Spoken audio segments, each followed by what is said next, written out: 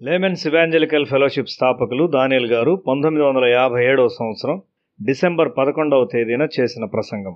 మత్తయి సువార్త 18వ అధ్యాయము మొదటి 4 వచనాలు. ఆ కాలమున శిష్యులు యేసునొద్దకు వచ్చి, పరలోక రాజ్యంలో ఎవడు గొప్పవాడని అడుగగా, ఆయన ఒక చిన్న బిడ్డను తన యొద్దకు పిలిచి వారి మధ్య నిలువబెట్టి ఇట్లనెను, మీరు మార్పు నొంది బిడ్డల వంటి వారైతేనే గాని పరలోక రాజ్యంలో ప్రవేశింపరని మీతో నిశ్చయముగా చెప్పుచున్నాను.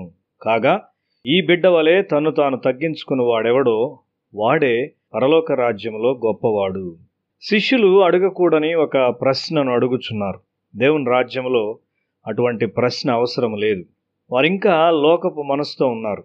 ఇండియాలో ప్రజలు తమ కులము, విద్య, కుటుంబాలను గురించి తలస్తూ ఉంటారు. వారు దేవుని యొద్దకు వచ్చినప్పుడు దేవుని ఆత్మ ఈ స్వభావాన్ని తొలగిస్తుంది. దేవుని రాజ్యంలోనికి వచ్చుచు మనము వృద్ధి చెందకపోయినట్లయితే ఈ పాత విషయాలే మరలా తిరిగి వస్తాయి.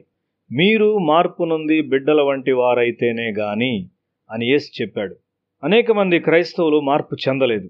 కాబట్టి తమను తాము తగ్గించుకొనుటనగా ఏమిటో తెలియని వారుగా ఉన్నారు. మన పాపములను ఒప్పుకొనుచుండగా మనము దీనులముగా తయారవుతాము. మార్పు చెందిన తరువాత మనము చిన్న బిడ్డలముగా మారవలెను. ఒక చిన్న బిడ్డ గొప్పతనాన్ని గూర్చి ఆలోచించదు. తన కొరకు అన్నింటినీ తల్లి ఎంచుటకు ఆ బిడ్డ అనుమతించును. మనము చిన్న బిడ్డల వంటి వారమైనప్పుడు మన కొరకు మనము ఎంపికలను చేయము. నీ జీవితంలో నీవు నిజమైన జయమును కోరినట్లయితే నీవు నీ ఎంపికలన్నింటినీ దేవునికి విడిచిపెట్టవలసి ఉన్నావు. నేను అతి పేద ప్రజలను చూచాను. తల్లి చాలా సామాన్యమైన భోజనాన్ని సిద్ధపరుస్తుంది. ఆ పేద పిల్లలు తల్లి పెట్టిన సామాన్య భోజనాన్ని తినడానికి సంతోషిస్తారు. ఎందుకనగా అది వారి తల్లి వడ్డించిన భోజనము. మనము ప్రభువులో ఎదుగుచుండగా ప్రభువు మనకిచ్చినది మనకు గొప్ప ఆనందాన్ని తెస్తుంది. అంతేకాదు మనము బాహాటముగా తెలియబడకుండా ఉండాలని కూడా కోరుకుంటాము. తెలియబడకుండా ఉండుట ఒక గొప్ప విషయం. యేసు 30 సంవత్సరాలు తెలియబడకుండా జీవించాడు. ఆయన ఎవరో ఆయన తల్లి మాత్రమే ఎరిగి ఉన్నది. యేసు చెప్పిన విధముగా చేసినట్లయితే పెద్ద సమస్యలలో సతమతమయ్యే వారికి అంతా బాగుగా జరుగునని ఆమె ఎరిగి ఉన్నది. నేను నా తండ్రి పనుల మీద ఉన్నానని మీకు తెలియదా అనేది యేసు తన తల్లిదండ్రులకు ఇచ్చిన మొదటి సందేశము. తల్లిదండ్రులు నేర్చుకున్నట్టు ప్రారంభించారు. వారు ఎటువంటి చిన్న బిడ్డల వలె ఉన్నారు. యేసు తల్లిగా మారాడు.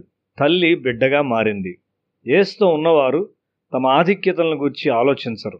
నీవు ఒక చిన్న బిడ్డగా మారినప్పుడు నీవు డబ్బును గూర్చి ఆలోచించవు. నీ తండ్రి నుండి నీవు ఎంత నేర్చుకొనుచున్నావో అనేది ముఖ్యమైన ప్రశ్న. నీవు ఎక్కువ నేర్చుకొనుచుండగా యేసు నీకు సమస్తముగా మారును. నీవు ఆయనలో సమస్తాన్ని కనుగొంటావు. నీవు యేసులో సమస్తమును కనుగొనుచున్నప్పుడు అక్కడ పరలోకముండును. నేను సుందర్ సింగ్ జీవితాన్ని చూచి ఆయన బోధలను విన్నాను. నేను దేవుని రాజ్యంలో ఉన్నాను అని ఆయన చెప్తుండేవాడు. తన ప్రయాణాల్లో భోజనము, డబ్బు అతనితో ఉంచుకునేవాడు కాదు.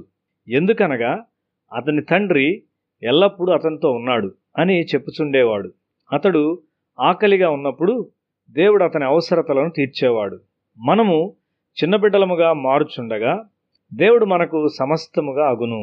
అప్పుడు నీవు లోకములో దేన్ని ఆశించవు. నీవు ఆ దశకు వచ్చినప్పుడు నీ తలాంతులు వేయంతలుగా వృద్ధి చేయబడును మరియు నీ ప్రయోజకత్వము హద్దులేనిదిగా ఉండును. సర్వశక్తుని హస్తములలో ఒక బిడ్డగా నీవు ఉండవలసి ఉన్నావు. దేవుడు అబ్రహామును ఆ స్థాయికి నడిపించాడు. అతడు పిల్లలు కావాలని కోరినప్పుడు నేను నీ బహుమానము అని దేవుడు చెప్పాడు. అబ్రహాము ఒక చిన్న బిడ్డగా మారేంత వరకు దేవుడు వేచి ఉన్నాడు. ఆ తరువాత అతనికి ఒక కుమారుని ఇచ్చాడు.